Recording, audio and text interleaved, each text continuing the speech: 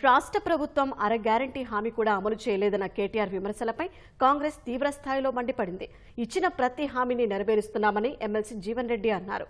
ఉచిత bus, gas cylinder ద్వారా గ్రామాల్లోని 75% ప్రజలకు లబ్ధి జరుగుతోందని స్పష్టం చేశారు. 10 ఏళ్లలో బీఆర్ఎస్ మేనిఫెస్టోలోని హామీలో 20% కూడా అమలు చేయలేదని కాంగ్రెస్ ఎంపీ చామల కిరణ్ కుమార్ రెడ్డి విమర్శించారు. 10 ఏళ్లలో రైతుల కోసం 84,000 కోట్లు ఖర్చు చేశామని స్వయంగా కేటీఆర్ చెప్పారని, కాంగ్రెస్ సర్కారు వచ్చిన ఏడాదిలోనే 50,000 కోట్ల రూపాయలకు పైగా రైతుల కోసం ఖర్చు చేసిందని వివరించారు. త్వరలోనే కేటీఆర్ చేసిన కుంభకోణాలు మరిన్ని బయటకు రాబోతున్నాయని కిరణ్ కుమార్ రెడ్డి అన్నారు. మీరు తెలంగాణలో కాంగ్రెస్ ప్రభుత్వం 6 గ్యారంటీలు కాదు అర గ్యారంటీ కూడా ఇవ్వలేదంటారు.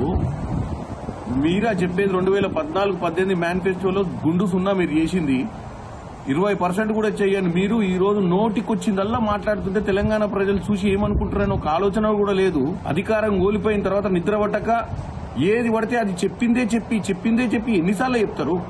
21,000 కోట్లు ఇచ్చింది ఏంది అకౌంట్లలో పడ్డది వాస్తవం కాదా? ఉచిత బస్సు నడుస్తలేదా? 200 రూపాయల యూనిట్ల కరెంటు నడుస్తలేదా? 500 సిలిండర్ నడుస్తలేదా? ఏం మాట్లాడుతున్నావు కేటీఆర్? అర గ్యారంటీ లేదు, పావు గ్యారంటీ లేదు.